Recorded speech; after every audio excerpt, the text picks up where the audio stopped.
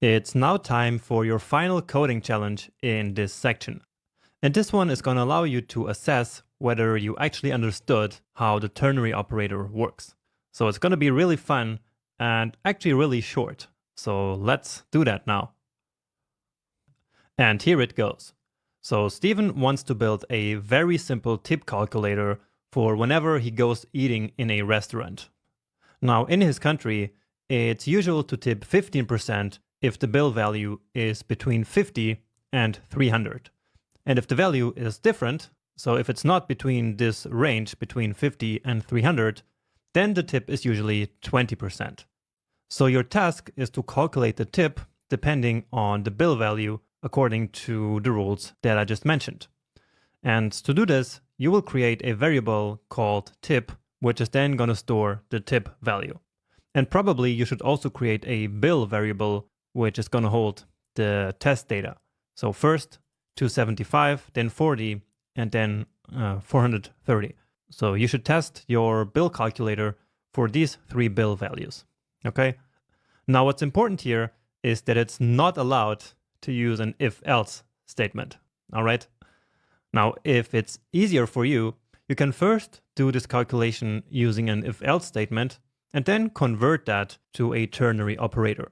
But the final solution should not contain the if-else statement. Okay? Then, once you have that calculated, print a string to the console which will contain the initial bill value, the tip value, and also the final value. So that's going to be the bill plus the tip. And as an example, for example, when the bill is 275, the output string will be like this. Okay? So once more, I hope you managed to do this. And actually, I have two hints to help you solving this. But if you want to try this on your own without the hints, then just pause the video right now. But if you actually need the hints, then, well, here they go.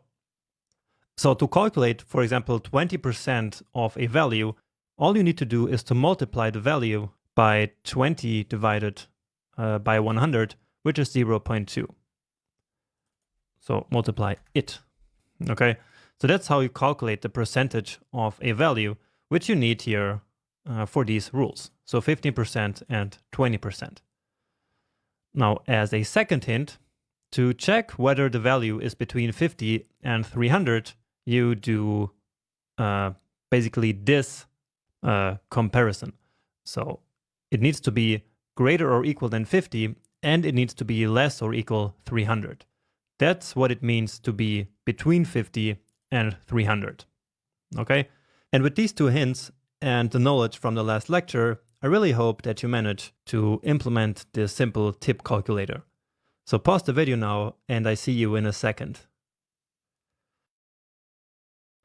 Okay, so I hope you successfully did that. And so let's try to solve it now together. Or actually, let me show you my solution so that you can see how it compares with yours. And as always, you can also find my solution in the final folder in the GitHub repository. Okay? Now, actually, let's start with the bill variable, which I'm going to set to 275, which is here the first test value. And now the tip, and let's calculate it using the ternary operator. So let's implement this rule, which is if the value is between 50 and 300, then the tip should be 15% of the bill value.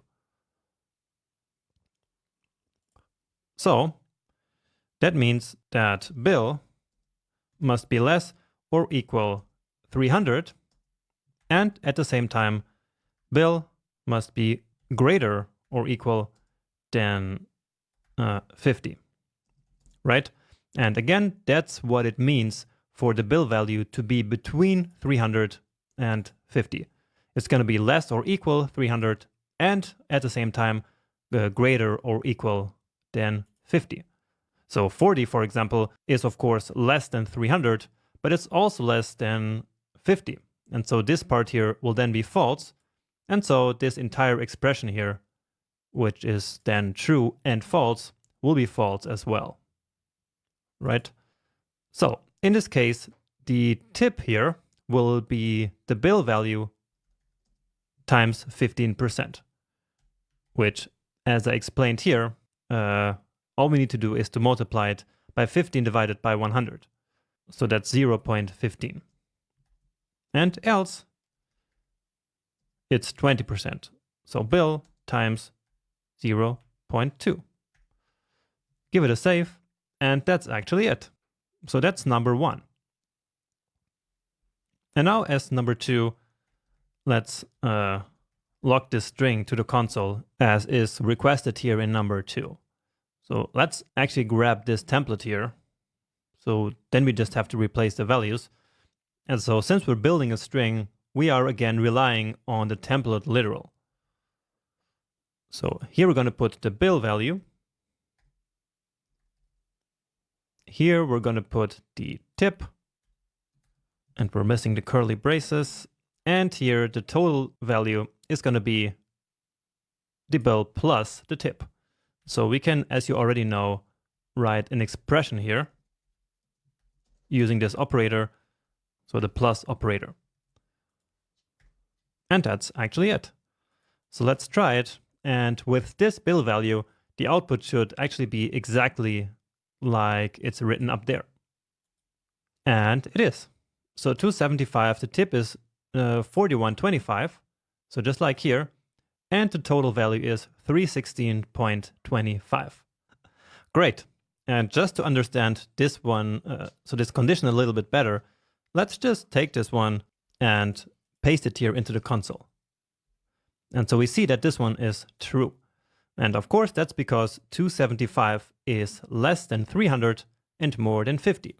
So it is between this range.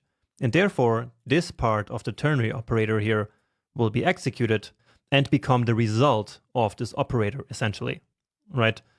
So the result of this operator will be bill times 0.15, and that's the value that will then be assigned to the tip variable, okay?